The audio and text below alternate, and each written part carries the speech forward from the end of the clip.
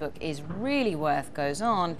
The value of one of its executives is being recognized at the UK's Businesswoman of the Year Awards during a 25-year career. Joanna Shields has led the way in making new media content pay. In 2005, she was MD of Strategic Partnerships at Google. A groundbreaking alliance with BSkyB was just one of the deals that she orchestrated. She left at the start of 2007 to become president at Bebo. She doubled its user base and blazed a trail in internet drama with BAFTA-nominated series Kate Modern. She was also the architect of Bebo's $850 million sale to AOL in 2008. She headed AOL's People Networks until mid-09, then launched the online unit of Shine Group, the TV production company founded by Rupert Murdoch's daughter Elizabeth. Just months later, she took up a fresh challenge at Facebook. It falls to her to convert its 500 million subscribers into billions of dollars. And I'm delighted to say Joanna Shields joins me now. That's pretty impressive. List of achievements there, roles that you've held at various companies. But I want to start by asking you about these awards. And a former government minister, Lord Miners, he's going to be talking about some of the barriers holding back women's progress in business. Is there something to be said about that? Well, I mean, I've been in the industry. I went to Silicon Valley in 1987, so I've seen many stages of the technology industry and the position of women in that industry. I have to say, the early days, it was really difficult. You know, oftentimes you would be literally the only woman in a boardroom.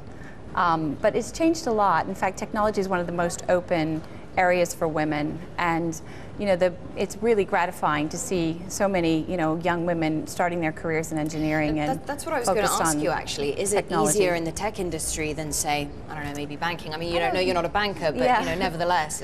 I think it's definitely open. You know, when you think about the internet, everyone can create a company on the internet. Everyone can, you know, work in the industry. So I think it's something especially young people now are growing up web savvy and experienced, and it would be fantastic to see more people enter and learn to code and actually start their own companies in technology. Just looking into your own background, we were just saying there that at AOL you were really responsible for extending the company's global reach. At Facebook, you're responsible for kind of pretty much the same thing, sales and business developments in Europe, the Middle East, and Africa. So this is similar territory, right? This is geography that you're familiar with. Well, my career has been really taking you know, technology companies and helping them grow internationally. That's been what I've been doing for the past 25 years. I've started my own company, I've sold a couple of companies, I've been through a number of IPOs.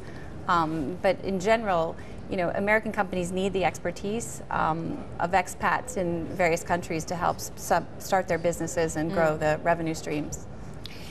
You were also president of Bebo, and while there, you were quoted as saying the spectrum of social networking is evolving beyond utilities and applications. Can you elaborate on that a little bit? Well, when I was at Google, we started to see the trend of social networks. We had our own product called Orkut, which was very big in India and Brazil, and we also, at that point, had just acquired YouTube. So it became, you know, very clear that people not only wanted to find information on the internet or search for something, but they wanted to share. So that was the next wave. So the opportunity came up for me to become CEO of Bebo, and I took it. I was very excited about bringing that, that notion of social and that social web to the world. And what we did is we actually connected people with media and allowed them to interact with it and share it on the web. So it was a social media network, so a little bit different from Facebook, and that Facebook is a platform for communicating and sharing your lives with friends. And I guess we now have a generation that has never known a reality that didn't involve internet, mobile devices, social networking. What does their familiarity with technology, their reliance on mobile communications, what does that mean for long-term economic growth in the way we work, in the way we consume?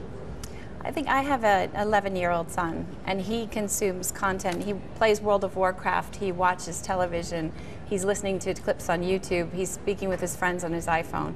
I mean, literally the multiple inputs that they can process and manage simultaneously is really changing how we as society interact and communicate with each other.